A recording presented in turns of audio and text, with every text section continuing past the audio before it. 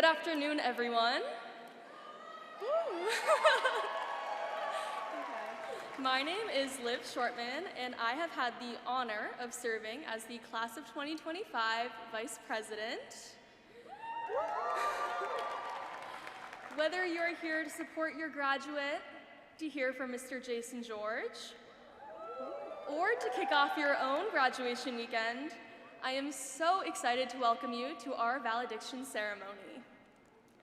As we enter our finals weekend, we prepare for our last bout of UVA traditions: valediction, blowing up your balloon, and walking the lawn, to name a few. While these may seem a way to say goodbye, they really serve as a reminder of what this university is grounded in: the long-standing traditions that we honor and the new traditions that we make for ourselves. On my first day of first year, I moved into Lyle Maupin and spent hours unpacking with my parents. After they left, a few new friends came over and I took my first Polaroid picture.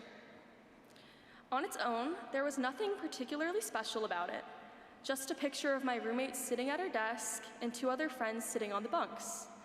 But that picture would start a tradition that would carry me through the next 4 years. A tradition of taking one Polaroid picture a day to try and uniquely represent what it meant to go to UVA. These Polaroids have captured an array of moments: the situationships that have lasted only a month, friends of friends who I met for a day, and the friends who have become chosen family. Sometimes the pictures capture something grand, like trick-or-treating on the lawn or last week's hot air balloon, but more often than not, the pictures are more mundane, just a group of friends who believe college will never end. But how do you capture an entire UVA experience in a 2x3-inch picture? You do it by capturing the people, and you take hundreds and hundreds to make sure you get a lot of people. These hundreds of pictures are just my individual attempt to tell the story of our class. But even still, it was clear to see our class is composed of leaders, scholars, athletes, artists, and advocates. We have faced heartbreak, yet found ways to honor those we lost by continuing with heart and hope. We've let their light guide us forward. We have celebrated our successes in countless ways, with runs to cookout at night or nights on the corner, but we didn't do any of it alone. Our community has supported us through every high and low. Roommates who stayed up late, professors who listened, parents and families who supported us from near and far, friends who showed up again and again. That community is here today, and it includes every one of you. If you had walked into my apartment on the last day of class, you would have seen almost 450 Polaroid pictures displayed above my bed, aligned in a perfect rectangle, thank you. Last week, I spent 2 hours taking them all down.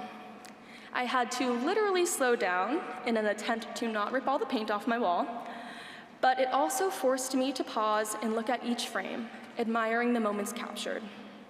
I saw faces I hadn't seen in months, people I made a note to text before we leave. It made me realize just how fast the time goes. Yes, we're 22, the best is yet to come, but that doesn't mean we can't appreciate the road we've walked together for the past 4 years. As we rush into the craziness of the weekend, I encourage you to pause for 1 second. Take a look at the people around you. These are the people who have gotten you through it all, and the people who have been with you every step of the way. We're about to pack up and leave grounds this final time, but as we walk away from our UVA traditions, enter this next chapter by making a tradition of your own. Something to help you cherish the precious moments with the people around you, and to tell your own story of the path ahead, whatever that path may be. Congratulations, Class of 2025. We made it, and we made it together. Thank you.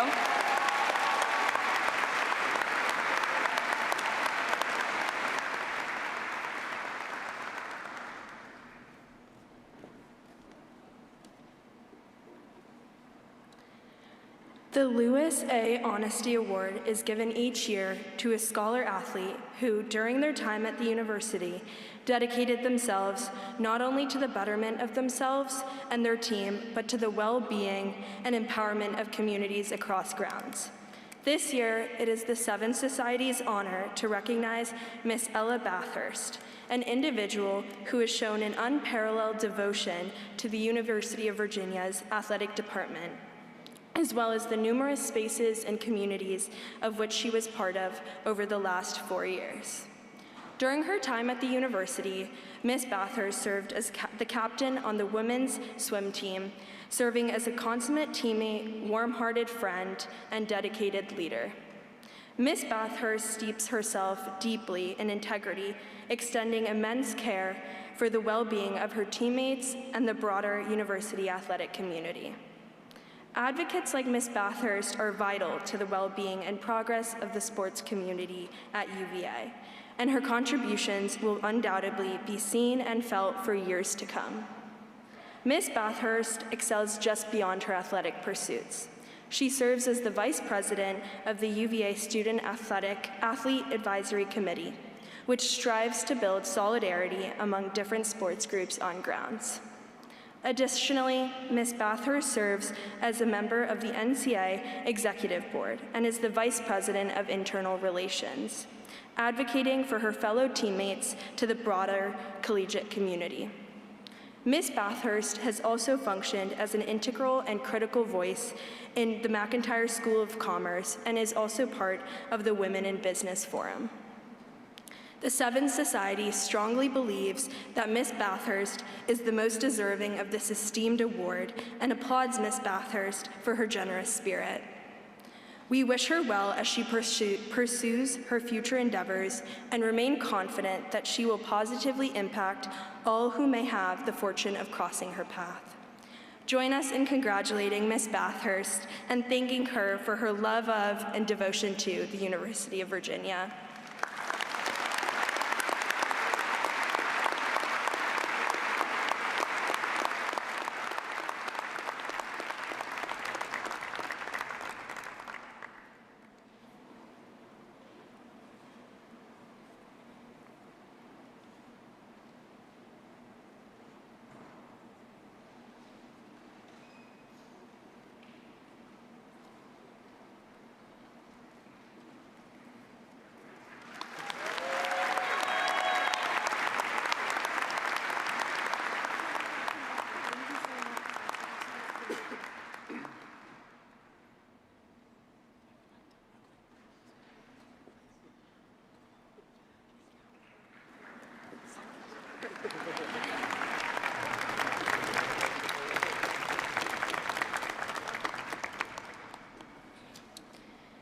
This afternoon, the Seven Society is also honored to celebrate a student organization that has dedicated itself to enriching the university community, Seville Tulips. Growing from an immediate need in our community, Seville Tulips has been a bastion of resilience, community, and hope for Afghan, Syrian, and other refugee women and their families since 2022. It is the Seven Society's great privilege to celebrate Seville Tulips as the recipient of this year's James Earl Sargent Award. A product of the Sound Justice Lab at the university and supported by Madison House volunteers, Seville Tulips hosts gatherings for Afghan women that provide critical English language and health education, care and programming for their children, and community building opportunities. These gatherings are the organization's bread and butter and reflect precisely what our university community needs more of. Seville Tulips is a home and a source of joy for important members of our town and a thoughtful way for students, faculty, and staff to strengthen our university's relationship with the broader Charlottesville community. More than just thoughtful lesson plans and curricula, Seville Tulips emphasizes what it means to create meaningful relations, centering love, friendship, and kindness in each of their community gatherings. Seville Tulips and its volunteers have created a space that welcomes and offers a helping hand to immigrants at a time when we as a university and country need it most. As the Seventh Society reflects upon the diverse ways Seville Tulips has contributed to the enrichment of our community, we find ourselves inspired by the dedication, care, and thoughtful ways in which Seville Tulips has stepped up to support some of the most marginalized members of our community. Through the impactful work that they do, Seville Tulips and its volunteers continue to teach us all what it means to love one's neighbor, benevolently harness the power of education, and support one's community. Seville Tulips serves as a beacon of hope at our university, striving to embody the values of what it means to be a citizen scholar and using one's knowledge and education for the betterment of others. The Seventh Society holds in high esteem the impact they have made and eagerly awaits the ways Seville Tulips will continue to grow here on grounds and beyond. Accepting this award on behalf of the organization is Marjan Omranian and Paige Rushenthaler.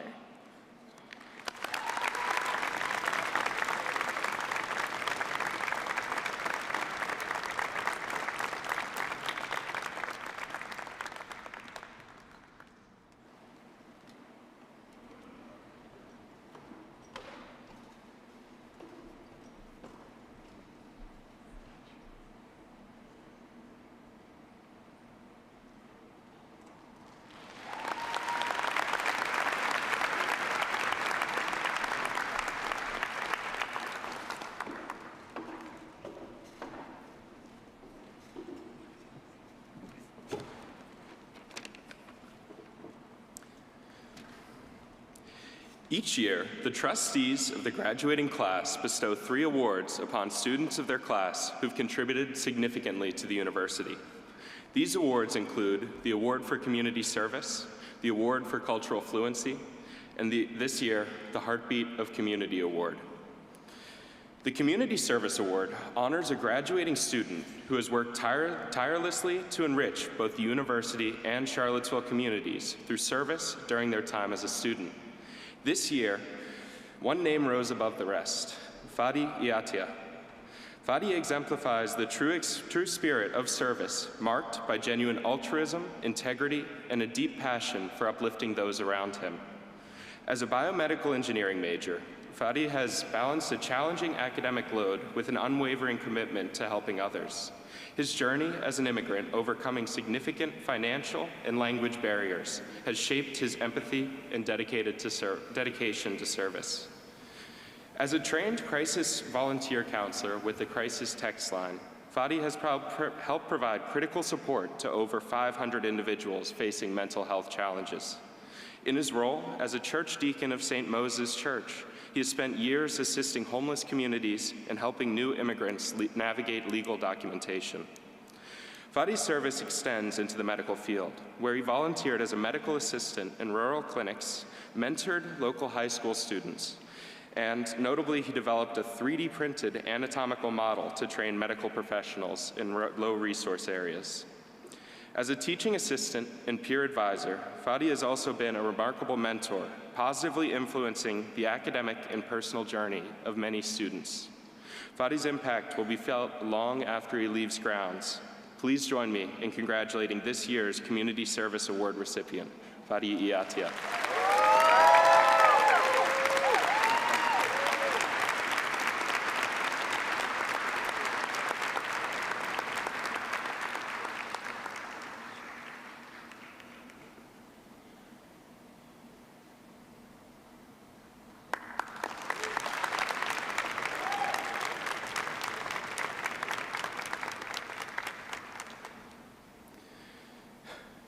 The Cultural Fluency Award is presented to a graduating student who has demonstrated an acute understanding and appreciation for cultural and intellectual diversity during their time at the university. This award celebrates the importance of building bridges across our many backgrounds and finding common ground within our community. This year's recipient, Guadalupe M. Monroy Flores, embodies these ideals. After transferring from Piedmont Virginia Community College, Guadalupe quickly became a leader in promoting diversity and inclusion at UVA. As Vice President of Community Engagement for the Queer Social Union and Social Media Chair for Who's First Look, she has brought communities together with enthusiasm and empathy.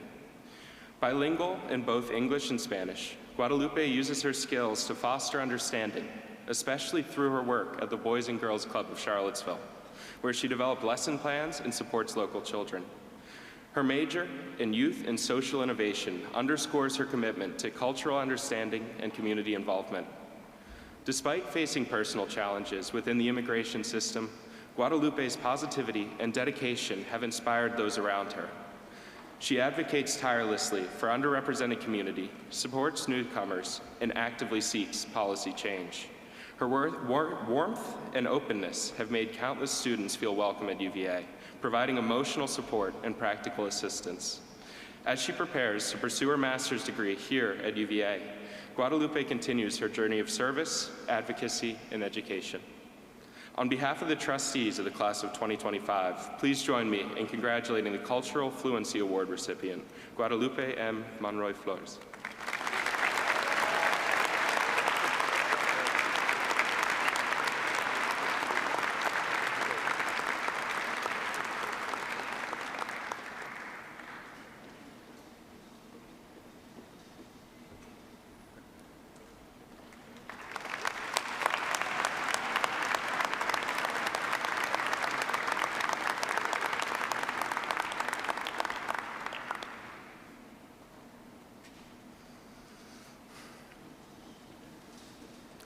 Each year, the graduating class creates an award reflecting the unique spirit and experience of their time at UVA. This year, with our Heartbeat of Community Award, we honor a student whose quiet yet profound impact has shaped our community. This year's recipient, Allison B. Martens, truly embodies the spirit of this class award.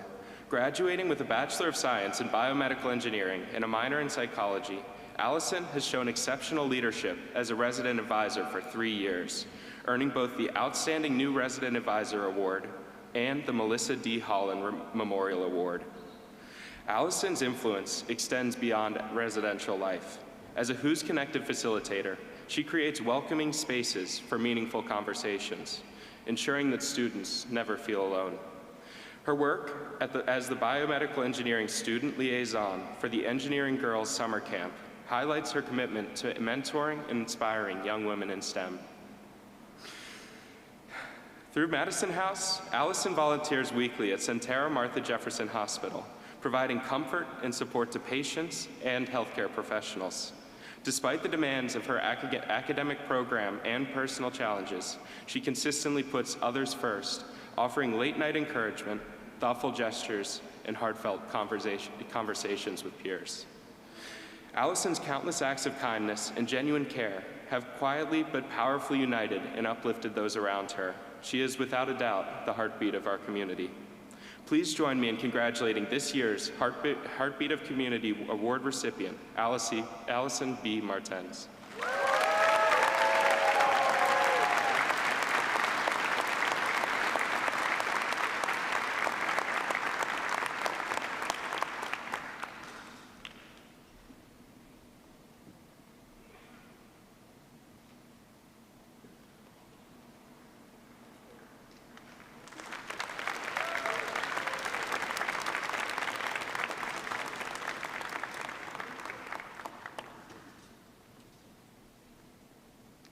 Good afternoon, everyone.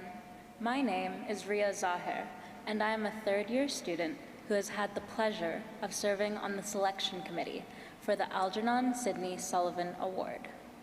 Each year, the Sullivan Award Committee selects 2 student recipients from the graduating class who best exemplify the highest qualities of character, humility, and unselfish service. The committee also selects an individual from the university community whose compassion, service, and influence are widely acknowledged and appreciated. All the recipients of this award are wonderful people, but they are distinctly defined by their acts in support of others. Their deeds are not spent on their self-interests, but rather in the interests of the community. They represent our highest ideals and our greatest hopes. Please hold your applause as I read a few words about each of our recipients. James Edwards is probably a name that most fourth years will recognize, as he has served on our class council since his first year. He has made a huge impact on this place, not only in that role, but in so many others. He's one of those students who sees a need and quietly fills it without searching for recognition. He may be widely known for adding a drone show to this year's lighting of the lawn, but few know that he is the reason why we have held vigils on November 13th the past 2 years. The original vigil was organized by student leaders at the time, but it has been James who has made sure we do not forget what had happened in fall of 2022. He did not just suggest that we organize a vigil, he made it happen. And when it was over, he was the one who stayed after to take down all the tables and put everything back in place for facilities management. That is the James Edwards we want to recognize today. James truly loves UVA and believes deeply in the power of community. It is evident in everything that he has contributed and accomplished whilst here. He has mentored young leaders and constantly lifts up his peers.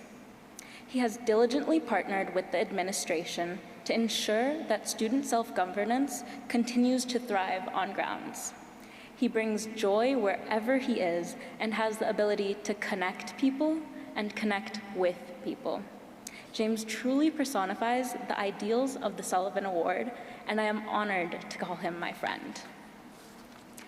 Annalisa Cintron exemplifies character and unselfish service through countless small and selfless acts that, when taken together, paint a portrait of someone deeply committed to caring for others. Annalisa's character can be best exemplified by her lawn room. It is more than just a living space. It's a sanctuary for those around her. Whether for a conversation, a study session, a quiet moment, or a celebration, she welcomes others with unwavering warmth. Her generosity is evident in the small but thoughtful details: a tray of candy by the door, a fridge rated one too many times for water, and an understanding that her space is always open. Beyond her hospitality, Annalisa embodies selfless care. Perhaps her nursing studies hones this instinct, but compassion is simply who she is. She always has time for others, for late-night chats with friends who are struggling. She has led service projects recognizing the unsung heroes of UVA and instinctively checks in when someone seems off, making time for them without hesitation. Even amidst a personal loss last semester, she remained a steady presence for others, prioritizing their well-being. Annalisa is guided by a strong internal compass. She does what is right, not what is easy or beneficial for others. For her. She gives far more than she takes, and despite juggling a demanding academic load and personal responsibilities, she continues to serve wholeheartedly. Annalisa's quiet yet profound impact reflects the very essence of the Sullivan Award: service without expectation, kindness without limit. Eric Williams is the audio-visual manager in UVA's Division of Student Affairs, where he supports events and programming across Newcomb Hall and other student-centered spaces. He is widely regarded as the person who makes it all work, quietly, competently, and with a level of care that goes far beyond the job description. He embodies the spirit of the Sullivan Award, not in grand gestures, but in 1,000 quiet acts of service that few people witness because they happen before the event begins or after the building is empty. Eric is the person who will turn around on his way home to reset a room or step in when no one else is available to assist. He checks in on colleagues who seem tired or unwell and notices when students or staff are struggling and reaches out. sometimes taking someone he barely knows to coffee just to listen and support. His student staff are fiercely loyal and visibly empowered by him. They love working with him because they feel not only trained, but trusted. He's not just there to teach students how to run a soundboard. He's trying to make sure they walk away with skills that matter for their lives. In a role that often seems invisible to the public eye, Eric has spent decades at UVA supporting students and staff, not just with technology, but with patience, reliability, and heart. Those who work with him closely describe him as a mentor, collaborator, and a steady presence. Someone whose fingerprints are on every successful student event, yet who never seeks credit. His career is a case study in humble, unflagging, and deeply human service. Please join me in congratulating James Edwards, Annalisa Cintron, and Eric Williams, this year's recipients of the Algernon Sidney Sullivan Award.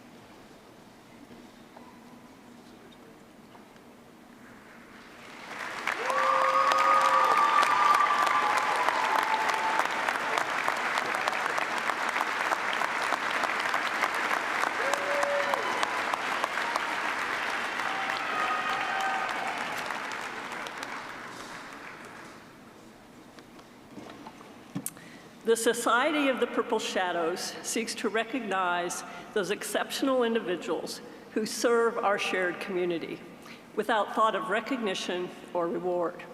In this spirit, the Society is proud to present the 2025 Gordon F. Rainey Jr. Award for Vigilance to the Student Experience to Barbara J. Freed. Over decades of service to the university, you've exemplified the values of leadership, generosity, and unwavering commitment to the student experience. As an alumna and a former member of the Board of Visitors, your stewardship of the Academic and Student Life Committee was marked by a rare attentiveness to student voices and the ideals of self-governance. Your regular listening sessions and invitations to students for meals and conversation reflect a deep respect for their perspectives and a steadfast belief in their potential.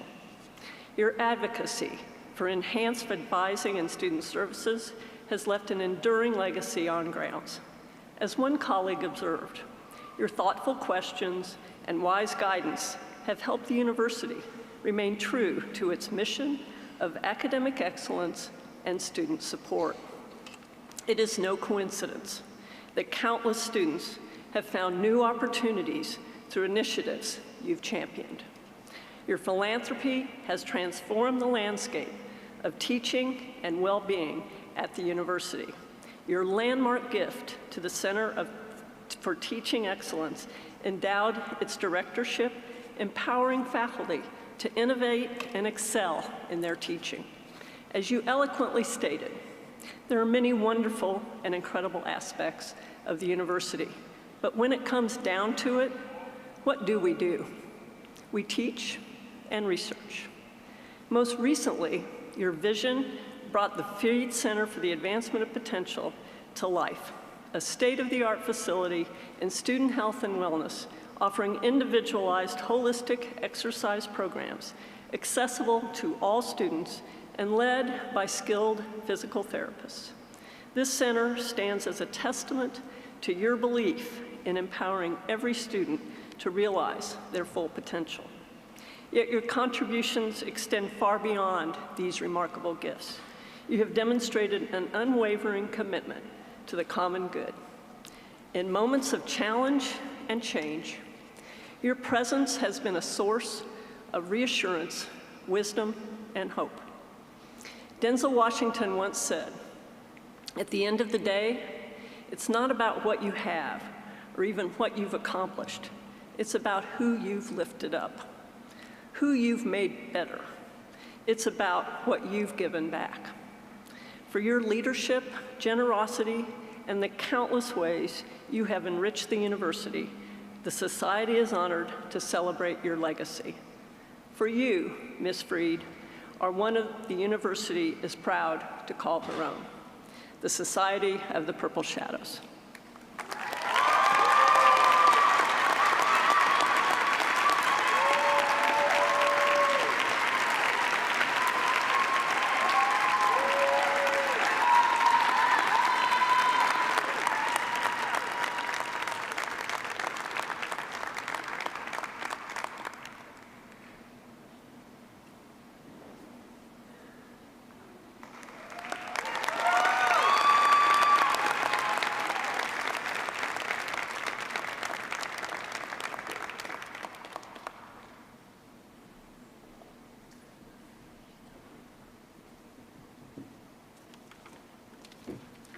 Good afternoon. My name is Akanksha Munshi, My name is Joshua Majano.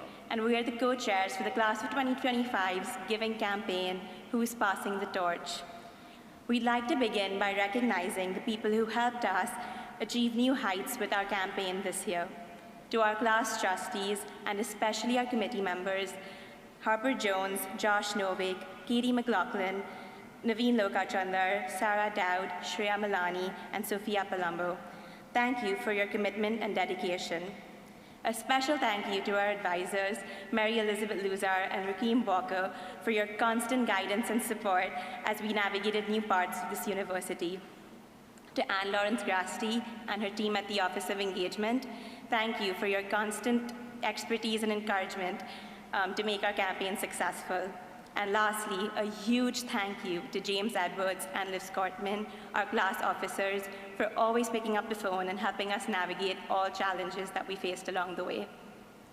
Over the past year, all fourth years have had the opportunity to make a gift to support areas of the university they felt connected to or thankful for. Collectively, these individual contributions comprise our class gift. As UVA students, we recognize how fortunate we've been to benefit from the many opportunities and resources that this university offers. Each of us holds a deep appreciation for different parts of UVA that shaped our journeys. We've had amazing experiences over the last 4 years, and we want to ensure that others who come after us experience the same opportunities. That's part of what this campaign is all about, passing the torch to the next set of who's, the same way so many classes did before us with their time, dedication, and their class gifts. And this year's campaign was incredibly successful, demonstrating that the class of 2025 is truly an appreciative and committed one. We broke multiple records this year for the class giving history, with the highest participation yet, both in terms of percentage and number of donors. The 2,400 fourth years who donated comprised 53.7% of our class and made contributions to over 500 allocations. We're so very proud of our peers for their generosity.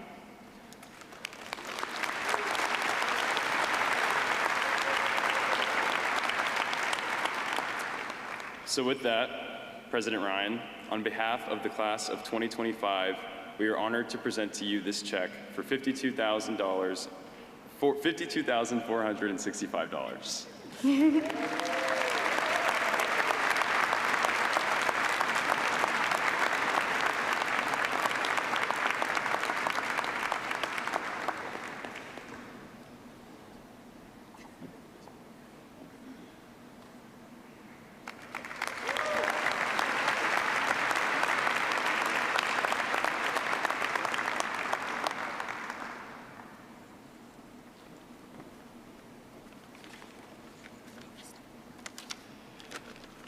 I was going to see if I could take that check and run off the stage, but they held on to it. I want to thank Akanksha and Josh for all of your efforts.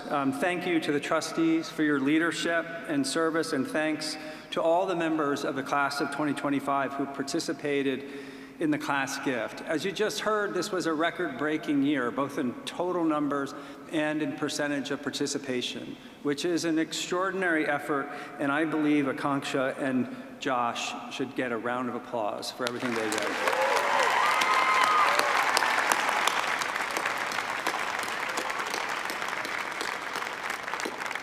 They have also asked me to remind those of you who have not yet had the chance to participate that you can join the majority of your classmates. The tradition of the class gift began in 1983, and as you heard, those who donate can direct their gifts to support just about any area, cause, or initiative at the university. And this year, 548 different recipients received gifts. I will not read all of them. But to give you a sense of their breadth, these recipients include schools and numerous departments, the University Library, Madison House, the Office of African American Affairs, the Women's Center, Lighting of the Lawn, the Fralin Museum of Art, the Cavalier Marching Band, hundreds of student organizations, sorority and fraternity foundations, Access UVA, which is our financial aid program, and the Virginia Athletics Foundation. All of us, including myself at UVA, have benefited from the generosity of those who came before us, and I am truly grateful to see so many of you paying that generosity forward. It's one of the ways we can make sure that future generations of UVA will have the same opportunities that you had, if not more. So on behalf of the entire university, thank you very much for the gift, and I look forward to seeing all of you again this weekend. Thank you.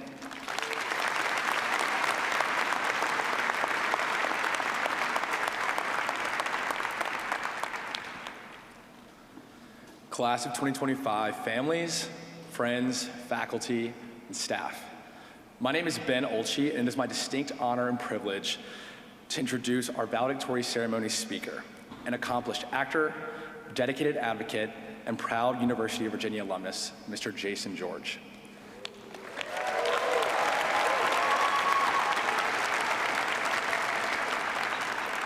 Jason George's journey began right here on grounds as a member of the class of 1994. When he first arrived at UVA, Jason had a clear path laid out in front of him, a future in law and a plan to clerk after graduation. But as many of us know, college is a time of discovery and transformation. A chance decision to audition for an acting class changed everything for him. Encouraged by the drama department's faculty, Jason found a new passion that ignited his spirit and set him on a path to become a professional actor. But Jason's impact at UVA extended far beyond the classroom and stage. He embraced the university's unique culture of student self-governance by serving as co-chair of Housing and Residence Life during his 4th year. In this leadership role, he was responsible for overseeing more than 100 residents and graduate resident advisors, helping to foster a supportive and inclusive community for thousands of students. This experience gave him a deep understanding of the responsibilities and challenges that come with leading peers and serving in a student body like this one. Perspective that resonates deeply with all of us who have navigated UVA's distinctive student self-governance system. Jason's leadership and commitment to service were evident early on and have only grown stronger since his time at UVA. After graduating with degrees in communication studies and drama, he launched a remarkable career in television, starring in beloved shows such as Grey's Anatomy and Station 19. Yet despite his success on screen, Jason has never lost his connection to UVA. He has returned to grounds time and again, whether it be to deliver the iconic I Have a Dream speech at the bicentennial launch celebration, to participate in Arts on the Hill, and to engage with the attendance community. This just demonstrates his ongoing dedication to the university's values of leadership, creativity, and social justice.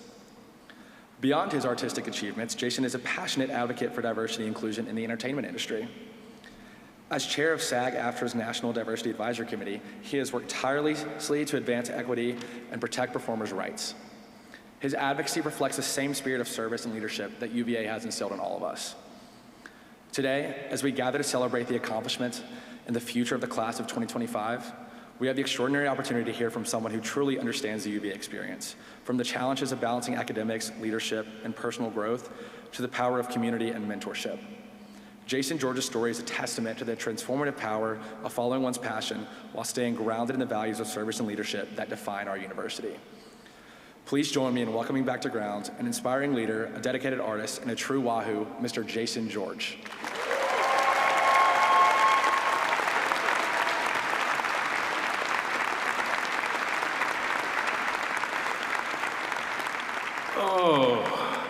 It sounds good when somebody else says it. It's not that true. I want to say a heartfelt thank you to President Ryan, the class trustees, and especially a heartfelt thank you to all of you, the class of 2025. Give it up for yourselves.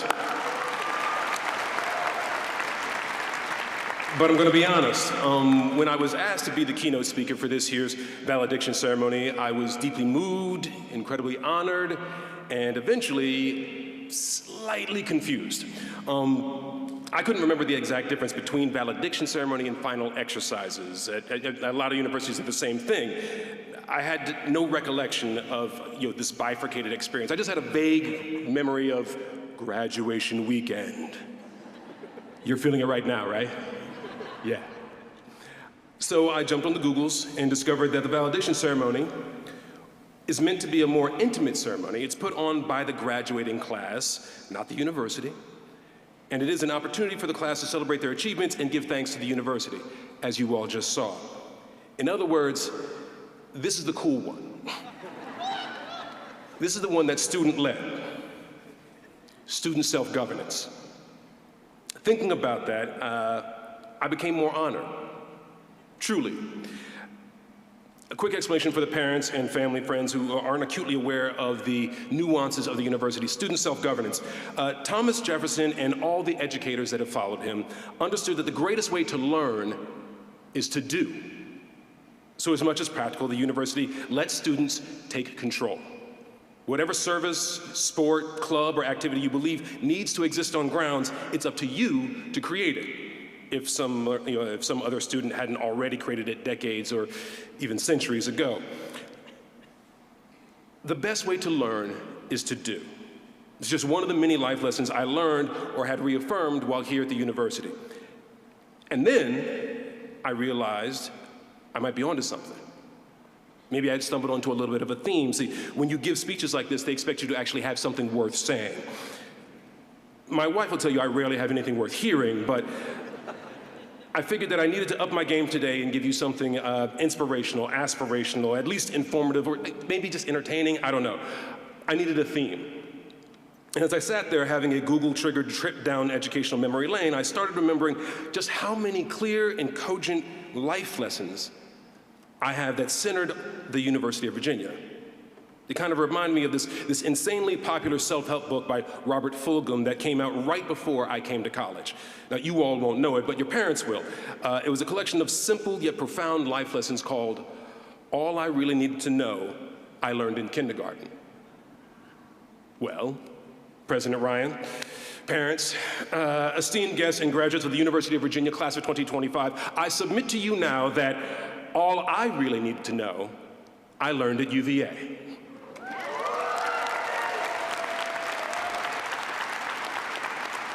It works. It works because two of the most important things in my life I was introduced to here at UVA. I was introduced to the craft of acting, which became my profession, and I was introduced to Vanda Nakana, who became my wife.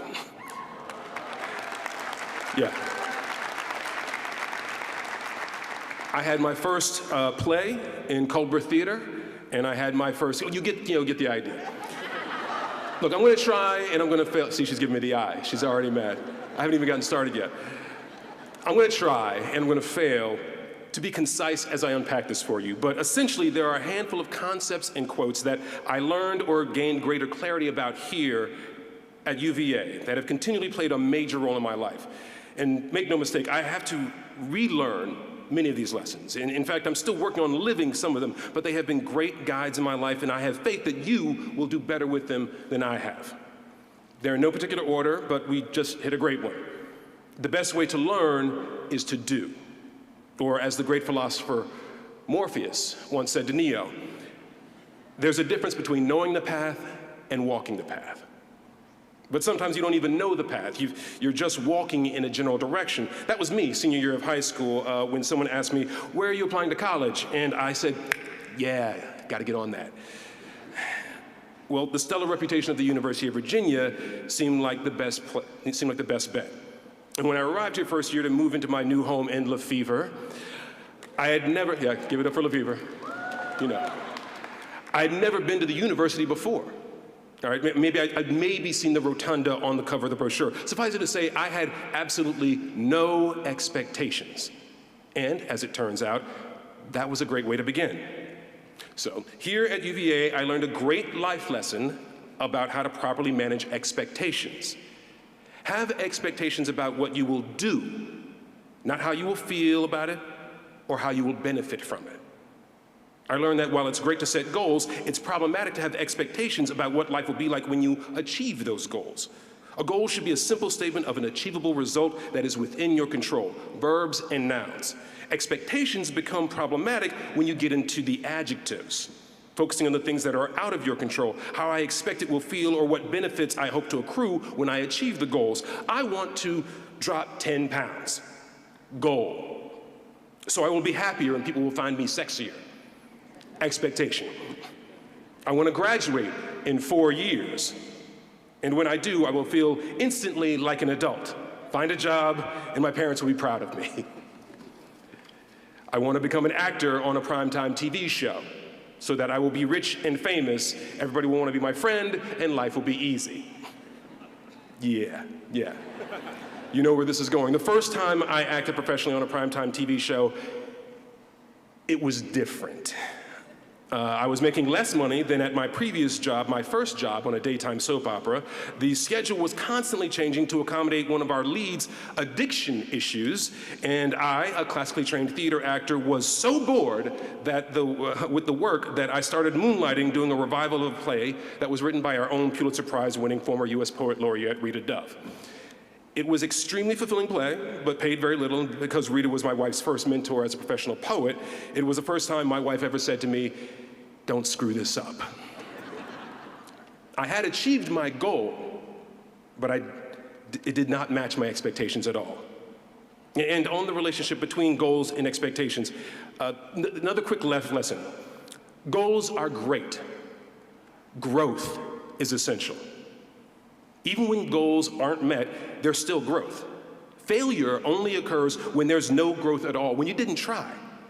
And by definition, if a living thing is not growing, it is dying. Even when you're physically stopped growing, it's mental or spiritual growth that keeps you feeling young and staves off death. Focusing on growth as much as goals is perhaps the best way to manage expectations. And one last thing about expectations. My good friend Troy Stanfield, who I don't think has made it here because I think he was 2 or 3 drinks in at the reception that I saw him at earlier. Troy was a commerce school student and my co-chair of resident staff in charge of all the new dorms while I had all the old dorms, the best dorms. I don't want to start the fight, we'll leave it at that. Troy taught me a fundamental life lesson about a fundamental rule of management. You should have expectation meetings with the people you work with. Be very clear and upfront about what is expected of your staff, your peers, and even your supervisors. Clarity about how you and when you want like communication, clarity about goals and boundaries. But life at UVA also taught me that we should have the same expectation meetings with our friends. Literally ask, what kind of friends are we? Are we party friends? Are we confidants? Are you my ride and die friend? A friend who will back my play 100% no matter how idiotic, riding shotgun with me as we pull a Thelma and Louise and drive off a cliff? Or are you my ride or die friend? A friend who will always remind me that there is a choice between the two and help me make better choices, help me be my better self. UVA taught me to clearly manage expectations for myself, my friends, and the people I work with. But even if I had the highest expectations coming to UVA, they would have been surpassed within the first week. My first week here was legend. Virginia football beat Clemson for the first time in 29 years. Yeah, it ended what had become known simply as the streak. Every Wahoo that ever Wahooed lost their damn mind. We rushed the field, we tore down the goalposts, beer flowed like a river down Rugby Road. Even alumni were streaking the lawn. But not me. Not me, not yet. I didn't streak the lawn until a couple years later when most of the theater department streaked the lawn with dozens of clowns that had come to the university for an event. If you thought your time streaking the lawn was memorable, Try doing it with a bunch of clowns speaking in foreign languages or with some mimes who didn't speak at all. And remember, nobody's wearing clothes, just white pancake makeup and red noses. The week we beat Clemson, the week we streaked with the clowns, are two perfect examples of another life lesson I learned here at UVA. Now, this lesson is best encapsulated by a quote from Mr. Jefferson's fellow founding father, Benjamin Franklin. Ben, I get to call him Ben, Ben said, "Moderation in all things, including moderation." Think about that for a second. Write that one down. It's been a touchstone in my life. Moderation in all things, including moderation. Be balanced most of the time, but also know when to tread very lightly or when to go hard. Balanced is when you know you can swing by the party, but still make it to class the next day. Going hard is skipping class because you need to recover. Some of you are having memories right now. Didn't happen, parents. Didn't happen. A perhaps more worthwhile version is skipping class to share a rare experience with a dear friend or a future wife. Or the completely opposite direction would be going to extra discussion sections of a class, then sequestering yourself in the Stax library so you can ace that exam or finish that paper. Moderation in all things, including moderation, means knowing how to be responsibly irresponsible. And I have every faith that you've all mastered the social version of that. But unless the student body has demurred and become less outspoken, I'm also confident that some of you have dabbled in the civic version of being responsibly irresponsible. Knowing most of the time you should be a responsible, moderate citizen, following the rules, but also knowing that there are times when it is your civic responsibility to break the rules, to get into what the legendary Congressman John Lewis called good trouble. But remember, I said responsible. You don't harm anyone, you don't destroy property, and most important, you take full responsibility for your actions and accept the consequences. Mr. Jefferson and the Founding Fathers were more than prepared to accept the consequences for their fight for freedom. They pretty much expected to die. But then better, more effective nonviolent methods of protest were introduced, but Gandhi still had to accept that his hunger strike would damage his body, and Martin Luther King willingly did his time in jail. Done properly, advocacy and protest can become lasting legacies of service to your fellow citizens. Which brings me to the concept of service, our next life lesson and one of my all-time favorite quotes. Now this one comes from Joaquin Miller, and it was taught to me by some dear friends here at the university. All you can hold in your cold, dead hand is what you have given away. Powerful in its simplicity, this quote improves on other colloquialisms like, you can't take it with you, by not just reminding us that money is meant to be spent, but reminding us what to spend money on. Spending money to acquire things may feel good, but giving to others in need always feels better, and a life of service is what creates legacy. And it comes back to you tenfold in different ways. Sometimes it's a public recognition, like a room on the lawn. I got any lawnies in the house? Right? And sometimes your service brings compensation. Where my RA's at? Where's my staff at? Yeah, sitting right next to the lawnie. See that? See what happens?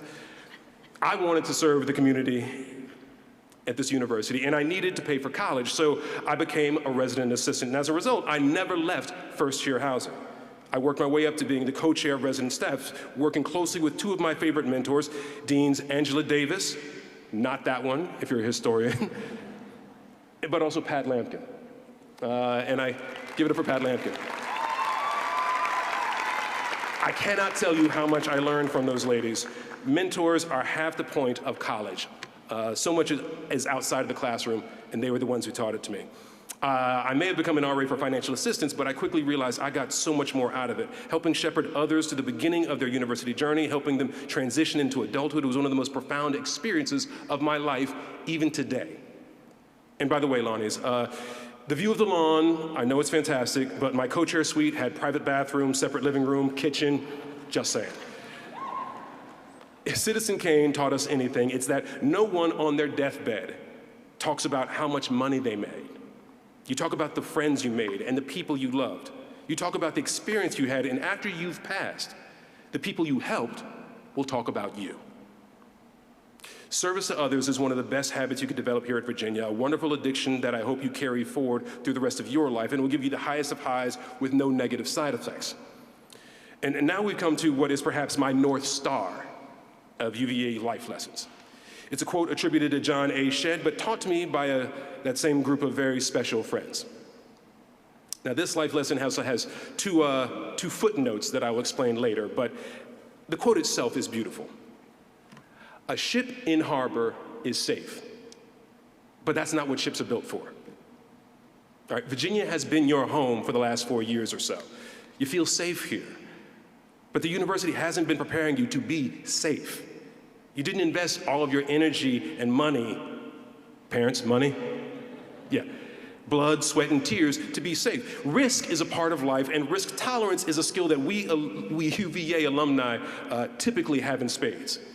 Some of you may have even been like me and started taking risks before graduation because, as was mentioned earlier, when I came to the university, I planned on attending law school. My mentor was Justice Leroy Hassell, the youngest and only the second Black Supreme Court Justice of Virginia. The plan was for me to get good grades, get a recommendation from him, go to UVA Law, and then I would come to clerk for him and be a made man in the state of Virginia. And then I took an acting class.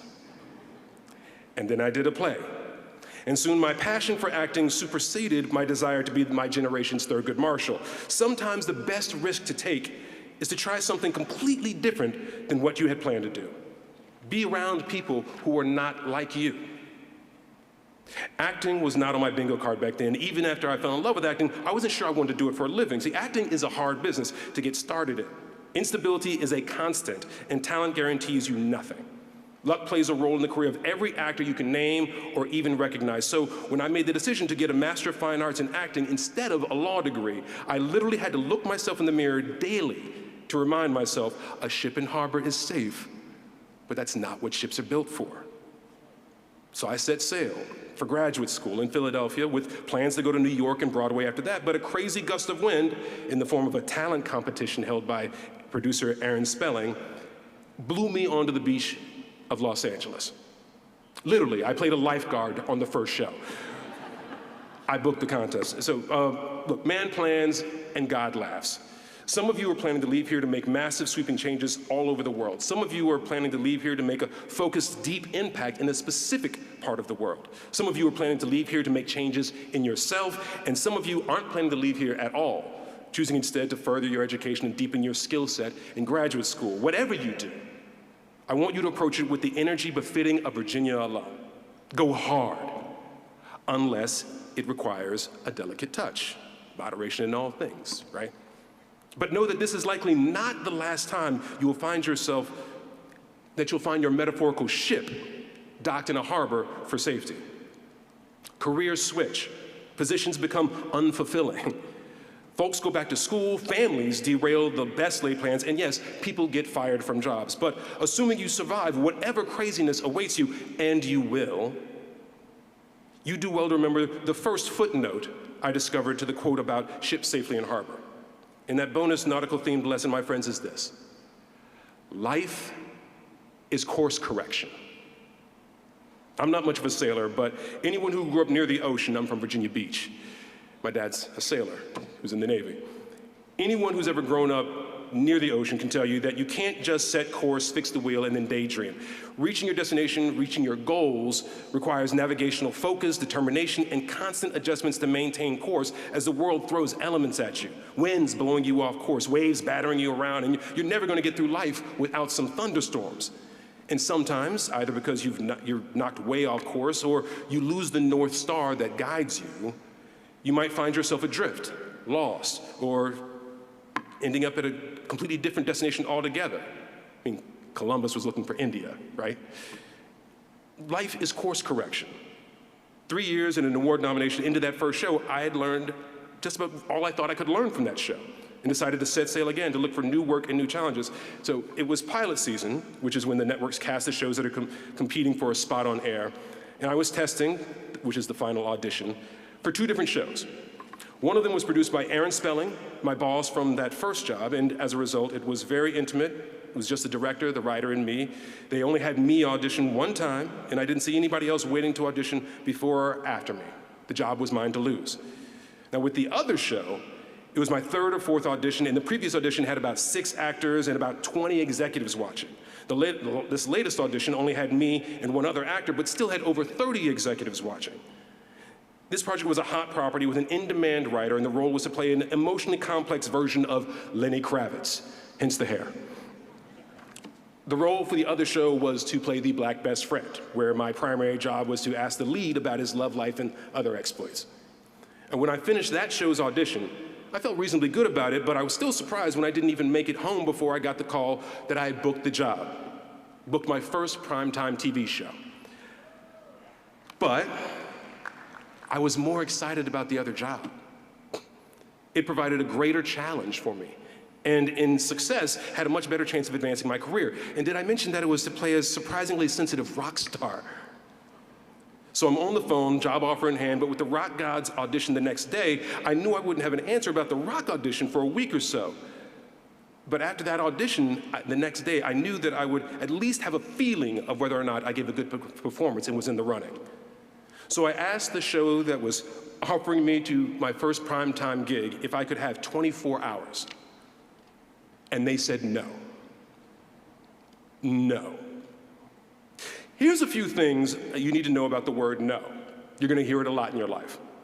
No is the default answer to almost any question, even if basic logic says the answer should be yes, because no means that person doesn't have to learn a new way of doing things. They don't have to do any more work. No means that they're not giving up negotiating leverage, even if it really costs them nothing. No is almost always a less risky proposition for them than giving you a yes. And this is where the second footnote to our nautical safety quote comes into play. For reasons that will become obvious in a moment, my wife rolls her eyes and shakes her head whenever I say these words. It is better to ask forgiveness than permission. Love you, baby.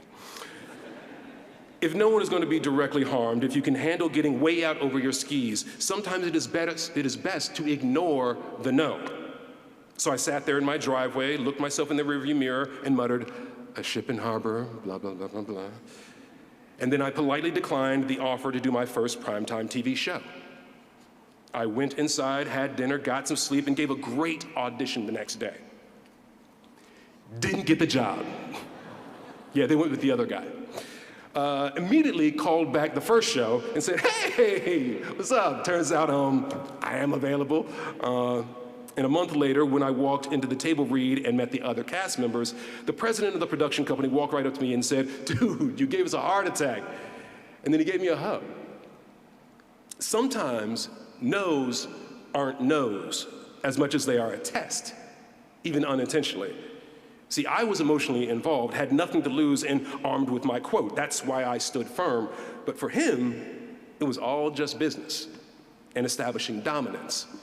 But in the end, he respected me more. He knew that I was trying to determine my own course. I was captain of my ship. This next lesson I want to talk about is the only one that came in the form of a contract. Does anybody here remember signing the honor pledge?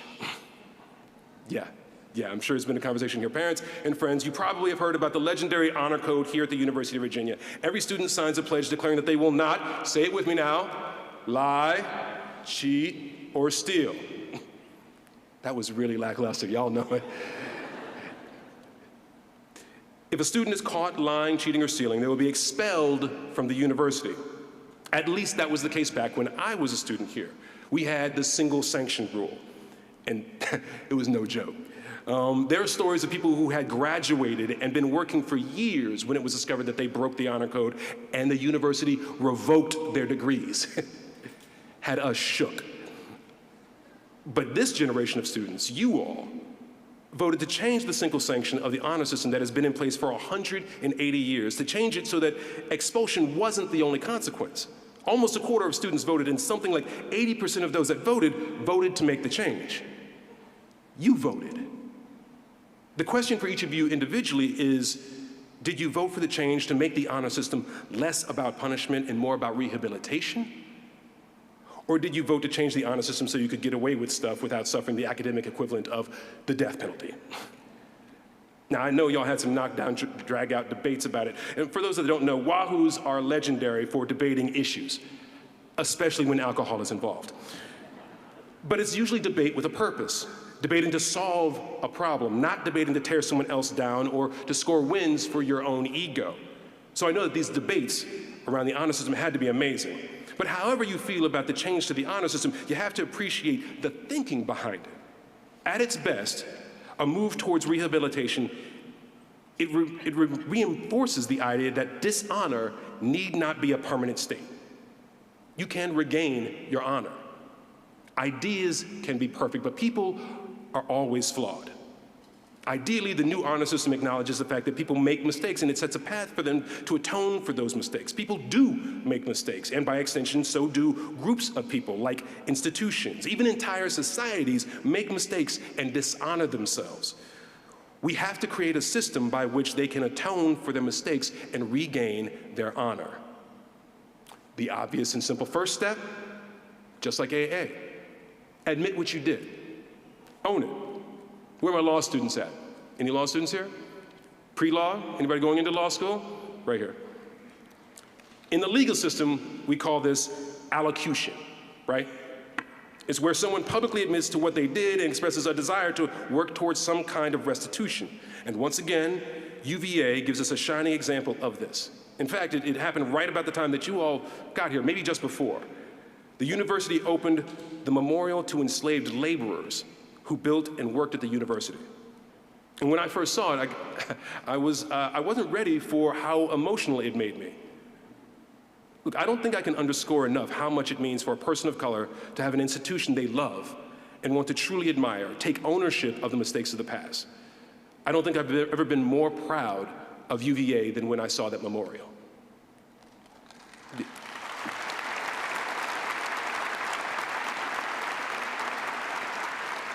And if you don't fully get it, here's the analogy.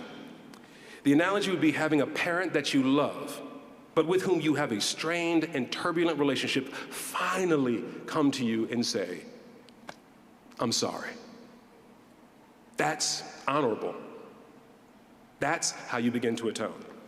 And yes, parents, I am kind of looking at you, but maybe use this weekend as the opportunity to say the things that feel too awkward to say in other situations.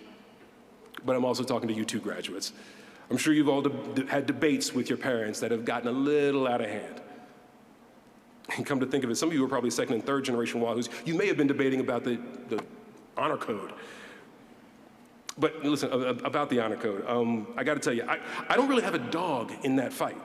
I'm not terribly interested in the debate about what the punishments of the honor system should be. I am interested in understanding what honor is. And therein lies the life lesson that because of your debates, your generation of Wahoos may understand better than any other.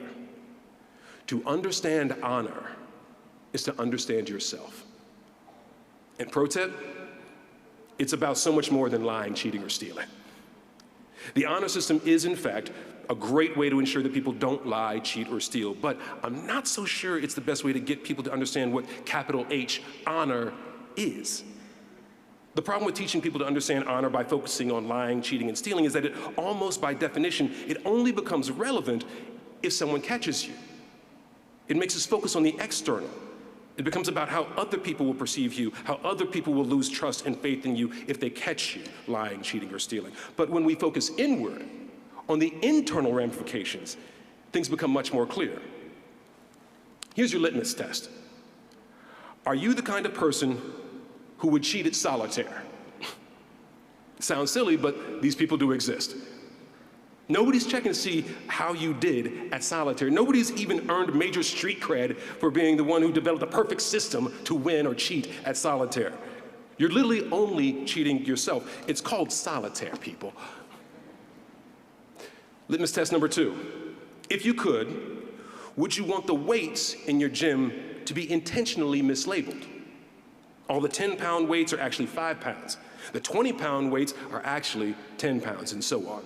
I mean, trust me, look, I know guys in Hollywood who are padding the bench press numbers. They're probably padding other things too, but you know the people I'm talking about. But they're padding those bench press numbers they tell to other people. It's bad enough when you lie to other people, but never lie to yourself. That is where dishonor truly begins. Look, I get it. We live in a world of shortcuts today. Social media, influencers passing as experts, likes and follows passing as expertise, artificial intelligence doing the heavy lifting, writing, and thinking. Look, if we had ChatGPT back in my day, I know a couple guys who had like 6.0 GPAs. People want the money and the fame and the higher education degrees without all the pesky work and struggle that actually comes with it. So here's another life lesson for you. College degrees are evidence of intelligence and skill. You are the proof. Side note, today is pretty much the last day that anybody's ever gonna care what your GPA is. Sorry, I mean, your parents were afraid to tell you because they're proud of you, but your actual number for your GPA, magna cum laude, summa cum laude, nobody cares. Maybe for your first job. But that's pretty much it. After that, only the valedictorian gets to whip out their GPA's title, not the actual number. Nobody cares about the number. Bragging about GPAs isn't the point, though. You know the work you put in. You know the knowledge you've gained and how much you've grown. You know the excellent work ethic you've developed. Out on the street, nobody can see if you're a black belt martial artist or a yellow belt. But better believe that the black belt walks differently. Believe that the confidence that comes from genuinely putting in the work gives you a different kind of swagger. And you don't care what the world knows or doesn't know about how proficient you are. Mess around and find out.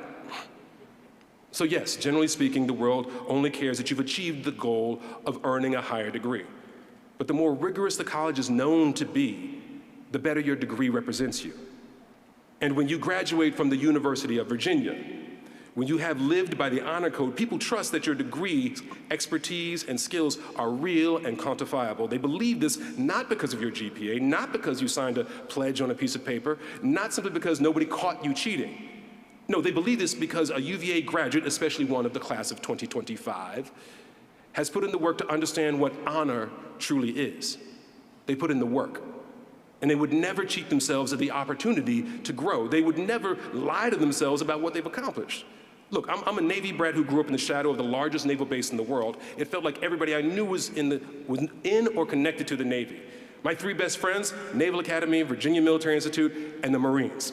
I grew up with military people who talked about honor like it was a real thing that you could touch, as real as the seat you're sitting on. And then I came to a university that made me sign a pledge declaring that I would conduct myself with honor. So believe me when I tell you that I have put a lot of thought into what honor is. Not even gonna pretend like I have all the answers, but I do have some thoughts. Honor is a pseudonym for goodness, trustworthiness. You had honor before you ever came to UVA, and graduates, I pray you will have it after you leave. Honor is placed within you by your Creator. Nobody can take your honor, but you can give it away. People may disrespect you, but only you can dishonor yourself. You can do it in big ways, lying, cheating, or stealing, or you can do it in little ways, not speaking up when you see somebody else lying, cheating, or stealing, seeing a person in need and doing nothing to help, losing empathy, being mean, punching down. Look, honor often suffers and dies from 1,000 tiny cuts. But I submit to you that many of today's societal ills stem from the fact that too many people either A, think honor is a silly, antiquated concept, or B, they believe dishonor only comes if and when you get caught. My genuine prayer is that as members of the UVA class of 2025, the class that wrestled with the concept of honor to change the system, I pray you go out into society and prove them wrong. Honor lives inside each and every one of us, inside of you. Honor is real and perhaps needed more today than ever before. I see the honor in each and every one of you. And I look forward to seeing what wonderful things you do when your ship sets sail. Bon voyage.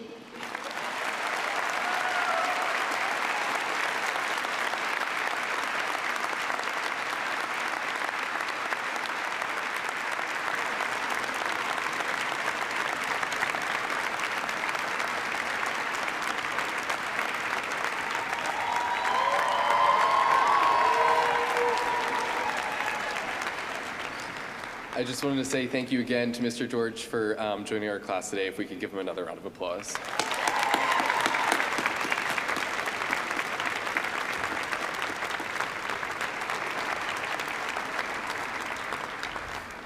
Be who you are and be that well. I came to know my high school's motto like the back of my hand. But when I came to UVA, I had no idea who to be who I was, let alone be me well. So I tried. I remembered that my mom always told me to surround myself with people who were better than me, people who were smarter, kinder, more athletic, more empathetic, more creative. Luckily for me, this class made that really easy to do. I knew it would be easy when during my first few months of college, I hopped in the pool next to a special swim team practice. I was a lane down from Gretchen Walsh, and it was clear that she could float faster than I could swim. She now has 4 Olympic medals, and I still wear my goggles upside down. But Gretchen is not the only one who's done amazing things during her 4 years at UVA. Ben Adlevich and his grandfather appeared on the LEGO Masters show together. Catherine Kosoboom contributed to international inquiry on analytic number theory. Emily Carter and Sophia Gibby, first-year hallmates, ran an ultramarathon together. Sam Crow became the first undergraduate student in the world to lead a General Observer project on NASA's $10 billion James Webb Space Telescope. And Jacob Wald and Brian Douglas became All-American wheelchair tennis players. Each one of them discovered who they were and chose to be that well, not by copying someone else, but by leaning fully into their own path. I've seen this kind of excellence rooted in self-discovery replicated all across grounds, in dorms, on fields, in classrooms, on stages, on the lawn. And being around people like you helps me find my own path. Your excellence didn't intimidate me, but rather inspired me. Over the next 4 years, I would come to discover some of my own talents. I learned how to write a good email and then send 5 follow-ups. I became deeply familiar with insurance policies and fire plans, but I also learned to lean on the remarkable teams I work with, especially the class trustees. Together, we engaged thousands of students, hosted iftar dinners and line dancing classes, took thousands of headshots, completed lists of 125 things to do, and built a lasting sense of community when community was needed most. These unlikely skills and the teamwork that came with them helped us pull off things we'll never forget. They sent drones flying 300 feet into the air for UVA's first ever drone show at Lighting Up the Lawn in front of 15,000 people. They sent hundreds of us soaring in a hot air balloon over grounds last week, thanks to your efforts in breaking the class giving record. And through this all, I learned that being who I was, fully, honestly, and imperfectly, and being that well, it wasn't just about me. It was about what I could create for others. That happens when you're surrounded by people who push you to grow, who show you what excellence looks like in 100 different ways, quietly, boldly, creatively, joyfully. Class of 2025, we've built something lasting here, something bold and meaningful and joyful, not just through our accomplishments, but through the way we've shown up together for each other, through the way we've grown together, and through the way that we've celebrated each other's accomplishments as our own. So as we step beyond the rotunda, beyond grounds, beyond the Blue Ridge, let's take that motto with us, not as a line we memorized, but as a life we learned to live. Be who you are, and be that well. And I know that in doing so, you'll change the world around you, just like you did here. Thank you and congratulations. It has been the greatest honor to be your classmate and your friend.